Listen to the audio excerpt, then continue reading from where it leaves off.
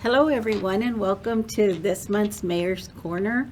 I have again a very special guest that is new to our area, but's been here for a little while and doing really good things. It's our superintendent for the Alice Independent School District, Dr. Trevino. If you want to say a little bit about yourself. Well, thank you, Mayor, for having me here again. It's always nice to come talk to the mayor because we share a common interest, and that's to improve the city as a whole. So it's always nice to talk to an individual with the same vision and the same goal, and which is to improve student performance and at the end make the city even better. So I'm glad to be here. Thank you all for having me. Thank you and welcome. And I know that you have so many things, so many projects, just like us. And I know, I don't know if you want to start with some of the projects or goals you've made.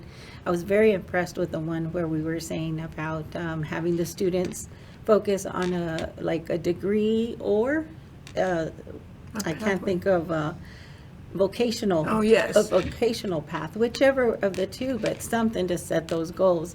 And I think those are so important to share those with our students. Sometimes, and like you mentioned that one time that you asked one of the students, so have you done this, this, and this? And they were like, they nodded yes, but you kind of picked up, okay, let me elaborate a little more. Yeah, let me dig a little deeper. Yeah, and you found out she really, or he didn't really understand that what you were asking, and then you were able to guide that student and then direct the the teachers staff to and help them for sure. And so that continues to be a major initiative for Alice ISD, which is to ensure all students are college, career, and military ready. And that includes an industry-based certification, right? So they can start work right after high school if they so choose, or they can be working at the same time that they're going to college in order to be able to fund their education, right, and not have a huge loan at the end. So that continues to be an initiative. I think I had shared before that only 31% of our seniors last year had graduated college, career, and military ready. We're already at 67% of our current seniors. That is amazing. So, and the goal is to be at 88, at least 88%. We want an A with our college, career, and military ready. But more importantly, the students are excited.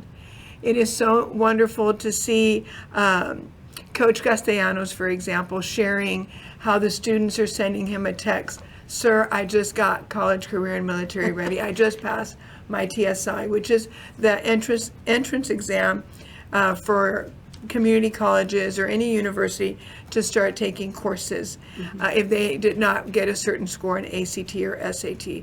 So that's the most beautiful thing to see, that the kids know that the staff is invested in their future and the staff cares about them, not just on the field and on the court, but in the classroom, more importantly. Yes. So all the directors also have a direct hand in helping with the students to become CCMR. So Mr. Dixon is helping with the fine arts students, Coach Castellanos with the athletes.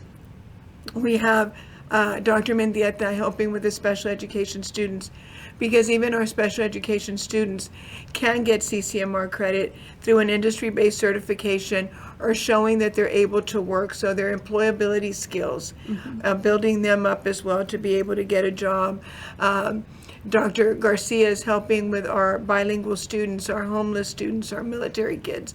So everyone has that same vision. I can talk about this forever, and so I'm sure that's not the only thing you want to talk about, but I love ensuring that the kids are college, career, and military ready. That's our number one priority as an educational system, to make sure kids can make it out in the workforce, can make it at the university, and can succeed at the military if they so choose. I think that's very important. And I wanted to make sure to put that out there first, because I want them to know what goals and what accomplishments you've made in just a matter of a few months. How long has it been? It's been 10 months. 10 months. Yeah, for sure. So that's amazing to go from 31%. 31 to about 60. Oh, we're over 60. We're, 66. 66%, 67. That is awesome. And the year isn't over. We have until August to get the seniors. But I want to impress upon the community that it's not just the seniors. We're working with our juniors, we're working with our sophomores and our freshmen. So it doesn't become a burden that we can have freshmen already CCMR ready if they take a college course or they take, their TSI. That means they're ready for a college course. So we don't want to wait until they're seniors. If we can get them when they're freshmen or sophomores, Right. juniors, then they're done with that and they can continue to pursue pathways of interest. It was really nice. A few years ago, I delivered the commencement speech for Coastal Bend College. Sorry, excuse me. And just to see the students that were from Alice ISD that were graduating with an associate's Associates. degree that had yet still haven't had March, not- right? Yeah, they hadn't walked across the stage in Alice, yeah. It was so encouraging, and that was awesome for me. A lot of times we don't know about these programs as parents. A lot of times parents don't know about these things or how to go about doing these things. So I think it's key since that you have gone from the 30 to the 66%. That And means, moving up, we're not Yes. satisfied with that. And it just means there's communication happening there, there's involvement there, which is so awesome and encouraging to me. And even I've visited the elementary schools. Those children are amazing. For sure. They're amazing. I had a little, there was a career fair at Science Elementary just recently. And it was so funny because I had them sign the little book there. And I said, draw or write a message to me. I would love it. And they wrote so many things. It was so cute. Oh my gosh. Somewhere, I love you. Somewhere, they better vote for you. Just different things. It's just like, wow, they're, even though we don't realize it, they are engaged. They're listening to Oh, for everything sure. the adults are saying. And it So- starts at a young age Uh-huh. where we start setting goals with them and they start setting goals for themselves, not just in academics, but what do you want to be when you grow up? And all that is tied in. Yeah. What you do on a daily basis and the choices you make will lead to that.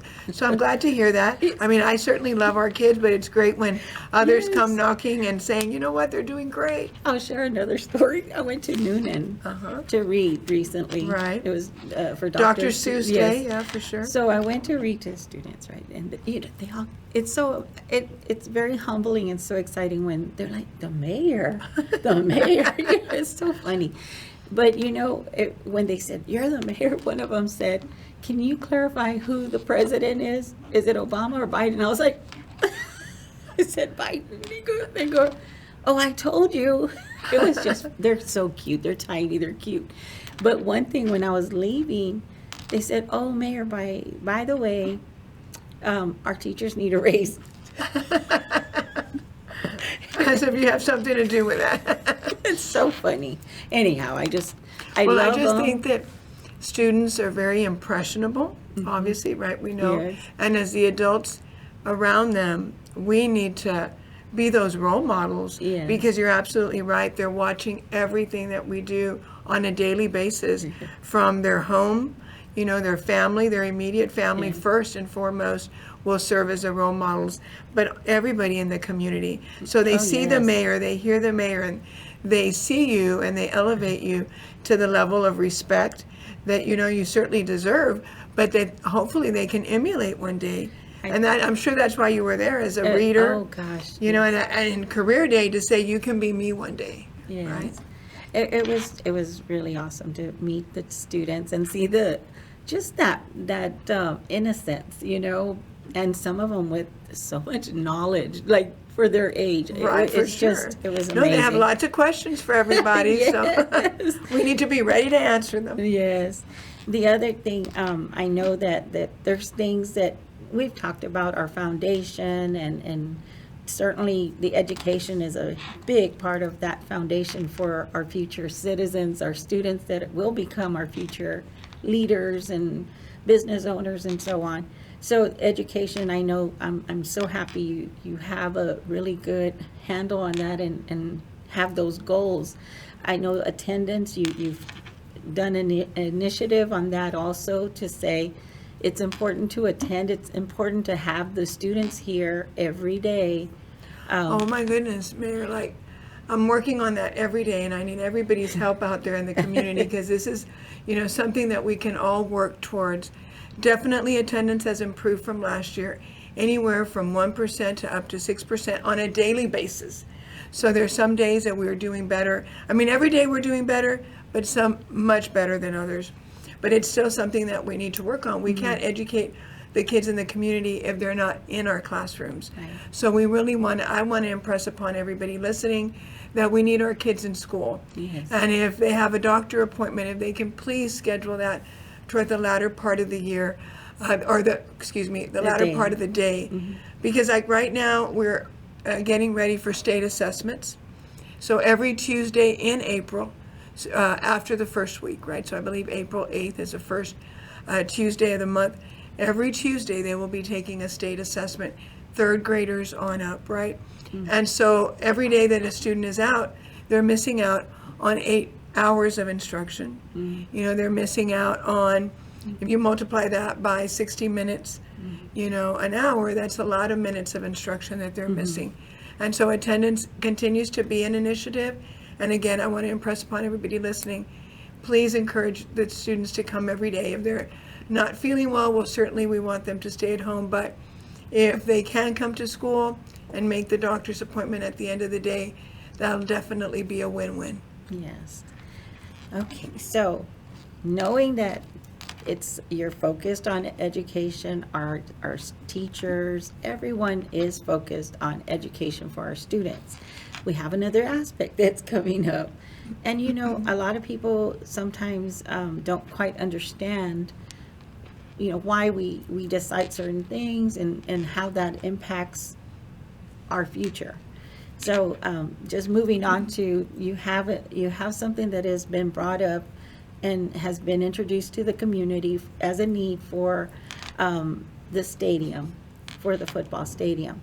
Our stadium is over 77. Okay.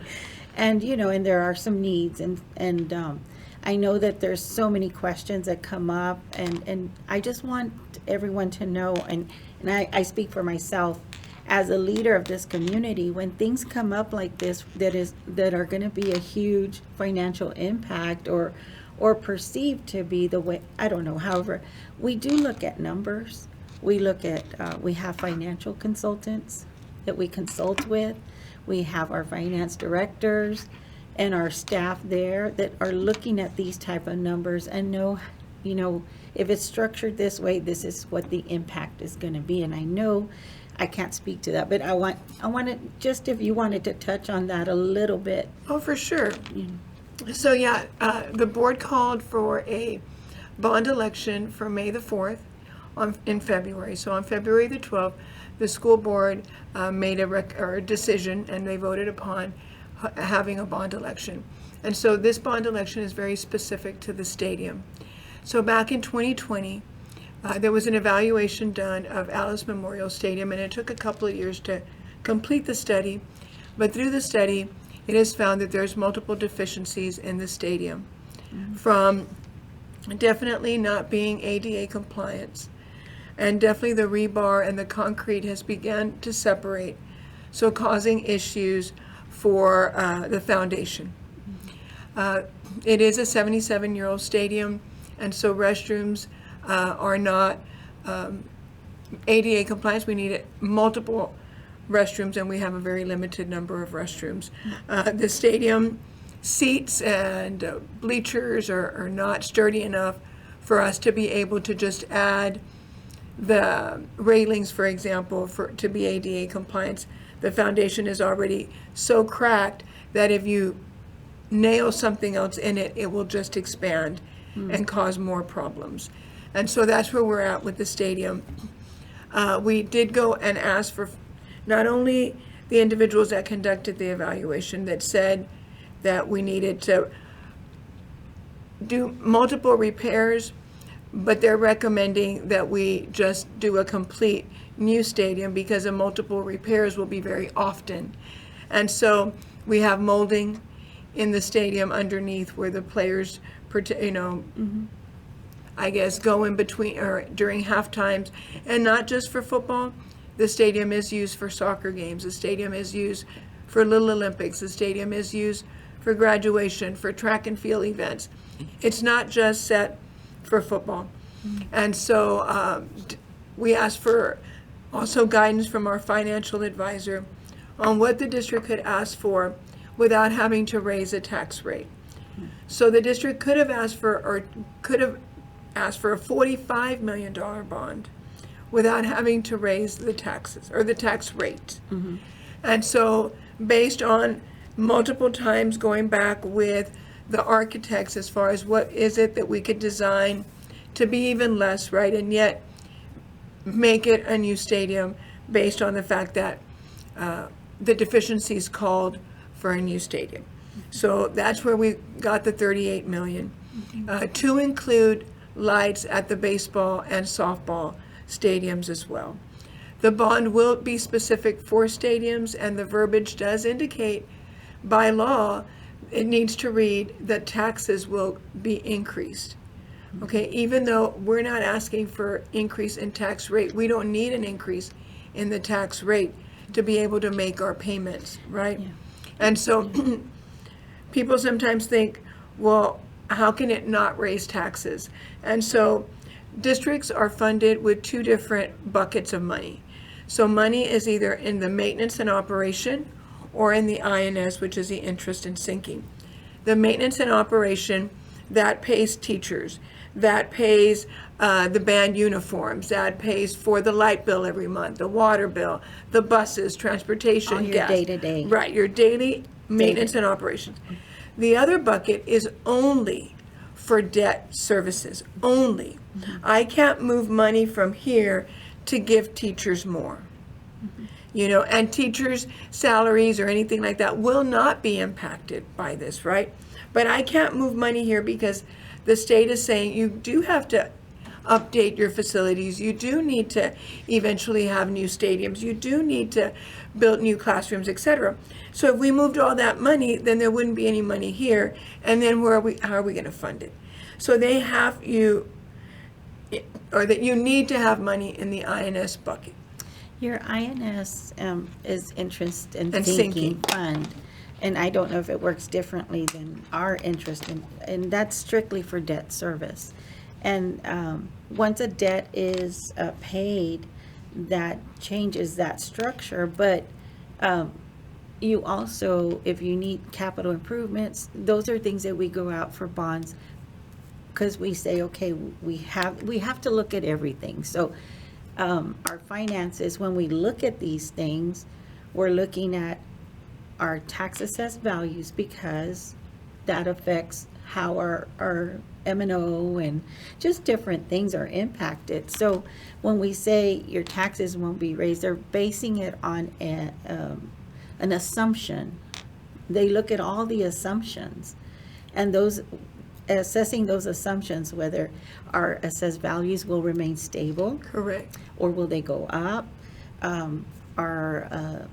Our contributions through property taxes, you know, the one thing that impacted y'all, but y'all were subsidized by the state. You know, there's a lot of things to factor in. Right, and with that being said, as far as the INS and the M&O and making sure that we don't control the property values. That is set by the appraisal district, right? And so that is set. We don't control that. The only thing we can control is a tax rate that the district is requesting, Yes. or, you know, and by law. So that is not going up. We're not going to be asking. Now, if somebody's property value increases and their taxes increase, that's going to increase regardless of a stadium or not. Correct. No, yes, that's correct. The one thing, and I think people kind of just don't understand those, but those are all factors that we all look at and we plan accordingly. So when you're looking at these factors and you're looking at those assumptions, our financial consultants are looking Right. at those to see, okay, this is where it's at, we structure it this way, this is how it's laid out for if you take on this debt. you can, your payment would be Right, here. exactly.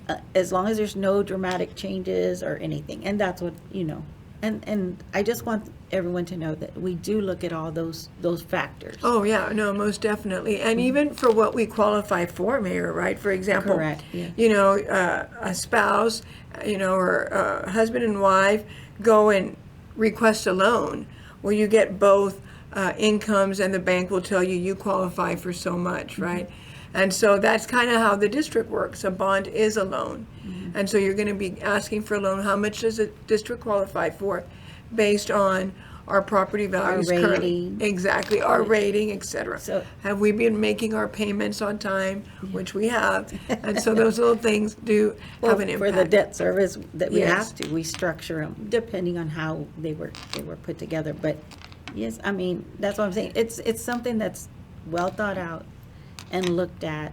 It's not something that, we just haphazardly go into and say, let's create debt. Right, no, not You at all. have to be very responsible and look at all those assumptions. And that evaluation of the stadium definitely drove us making that decision because of the deficiencies found throughout the stadium. We're going to be continuing our tours in the month of April.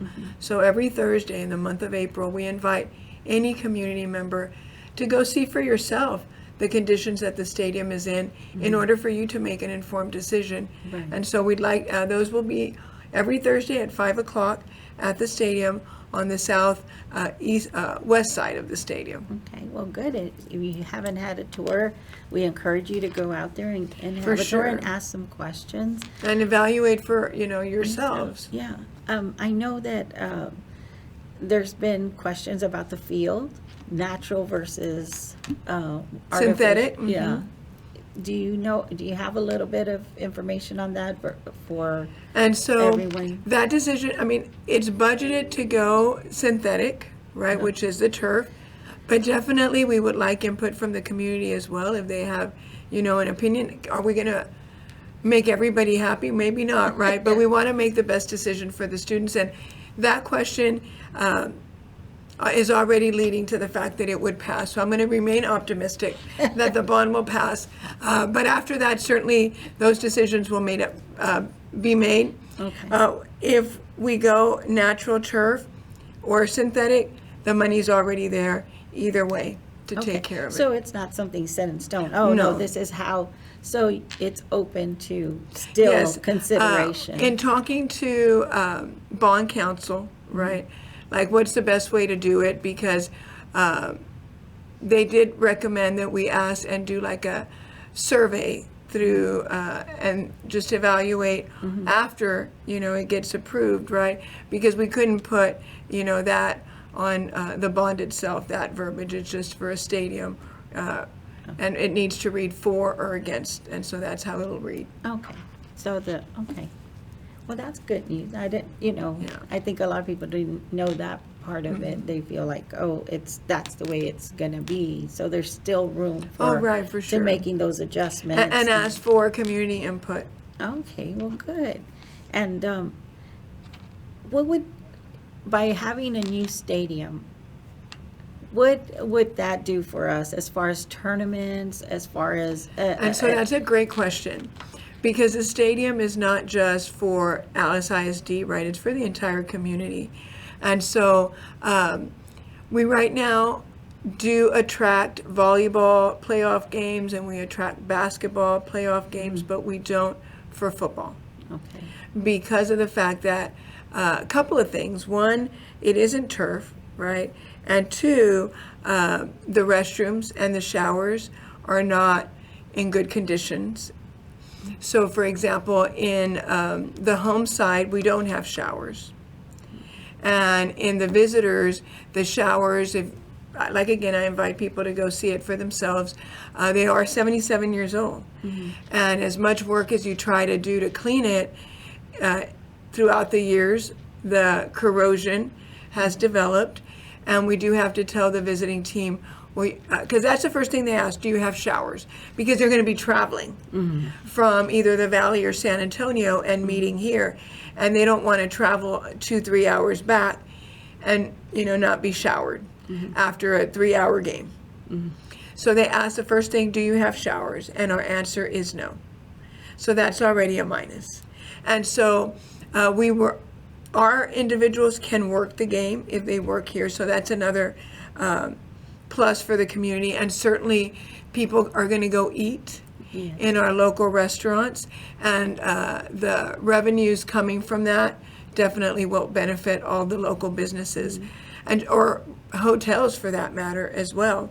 So we're not attracting them because of those two things, the showers primarily, and they do ask, because from my understanding from talking to the coach, players run faster on turf, right? I'm not an athlete, right? I don't know.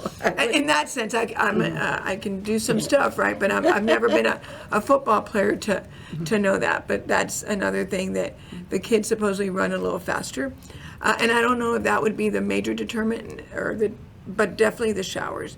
And in the visitor side, like I said, we do have showers that are 77 years old, and we do have to tell the coaches, let the water run for about 5 minutes so the rust can, kind of drain out before the kids start showering. And the drainage system is not the greatest, and so it kind of floods a little bit in the showers. It's not the most attractive. So that is a determinant factor that keeps As far as- playoff games, from coming. We do attract them, like I said, for basketball and volleyball. We would love to do that also for football. I know in a lot of the hotels, they say that when there's tournaments that happen within our community, especially I believe they said baseball tournaments, it creates overnight stays for them. Right. And it helps them with their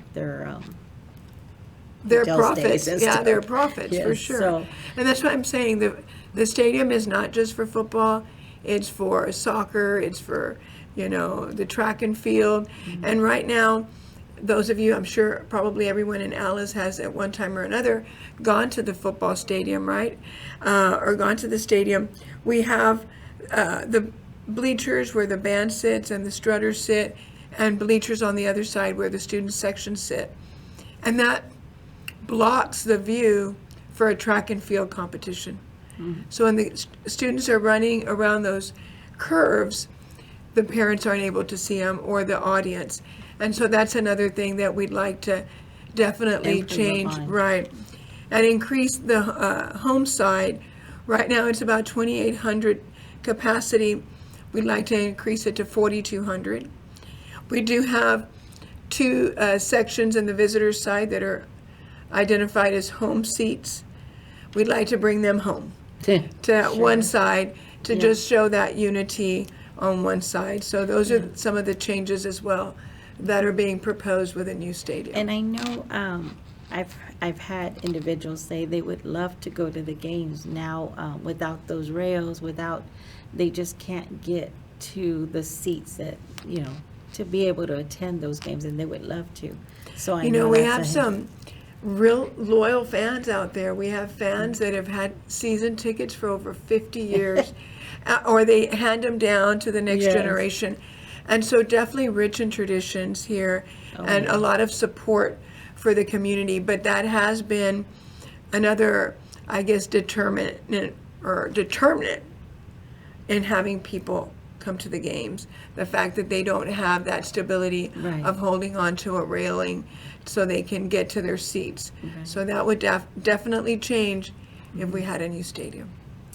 Well, I'm glad you shared some of those, because that's something that I keep hearing. Well, we have a natural field and they're going to go to turf and we get awards for that natural field. And so I'm glad it's open. It's Yeah, for still sure. open. It's not Locked in, no. Now, of course, you're going to look at it. You said sometimes that affects whether they have the tournaments here, depending on, Right. I don't know, but I think that's something for everyone to look at and decide and think about. So I really appreciate you sharing this information. Our citizens, there's our city attorney. So I lost my train of thought. Sorry, but I really do appreciate you informing course. us. And then I wanted everyone to hear your goals about education. You know, it's not forgotten.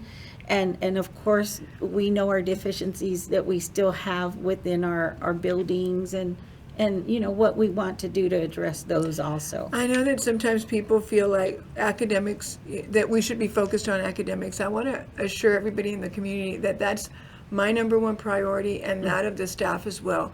We know that we need to ensure that kids are college, career, and military ready, and it starts in the lower grades and building that foundation in reading and building the foundation in math. That is Yes. my first love, right? I don't think when I came in 10 months ago that I said, oh, I want to do a bond and I want to do one for the stadium at that. You know, definitely this came upon my desk, and I have, you know, a responsibility to share that with the community, what the findings were. But academics definitely comes first, and that's our number one priority.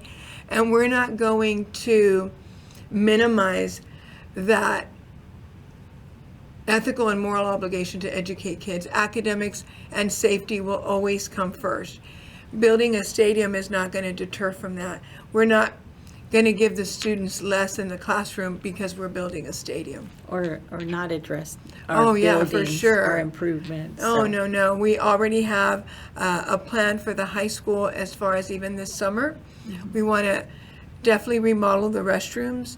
We definitely want to beautify the schools. We're getting new cameras for the entire high school, and then going down to William Adams and every elementary to have this latest cameras, because right now we're not digital, and so we want to go digital, and we want to make sure that all the angles are covered and that there's not an obstruction in the cameras. So doing that, and then eventually, you know, building another wing, an additional wing, expanding the hallways at the high school. We don't want to neglect that, but I don't want anyone out in the community thinking that we're neglecting academics because of the stadium. Academics and safety come first. well, I appreciate it. Thank you so much, and thank you for all your hard work. Oh, for And sure. sometimes I know things fall on our laps that have been years and years and years of neglect, I guess I could say, or deferred maintenance, right? Right. Because I know we're facing those type of things with our infrastructure, our streets and stuff, so. And I'm sure that people made the best decisions at the time. Yeah. You know, and so I just, you know, want to impress upon everybody that the decisions being made are in the best interest of the students and community. And the stadium, we're not just looking at the kids right now in school. I'm talking for the next 50, 60 years. So it's for the children's The children's future- children. The future generations. Yes, for sure. I mean, this decision is for the next 50, 60, 70 years. I'm sure that 77 years ago, when they were, you know, building the stadium, and you see the newspaper articles And the about it, excitement, the excitement enthusiasm. was in the air. And so hopefully people, I mean, I'm sure that they didn't think, hey, the stadium's going to be around for that long. But that decision impacted lives for Sure. generations.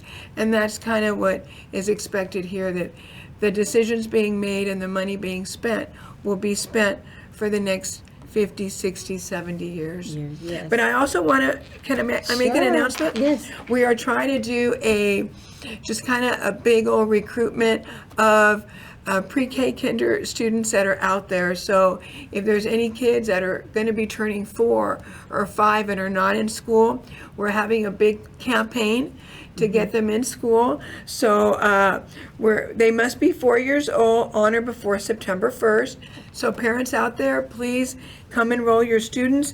We're going to have enrollment on May 2nd and May 8th, but at any time, if you want to come in and enroll your children for the 24-25 school year, our doors are open, and we're going to welcome your kids with open arms and a great heart to serve them and get them ready for college. Believe you me, those of us that are parents, those 18 years go by pretty Oh, fast. gosh, they do. So They we have really do. online registration and face-to-face registration, so please come register your students, and we want them in Alice.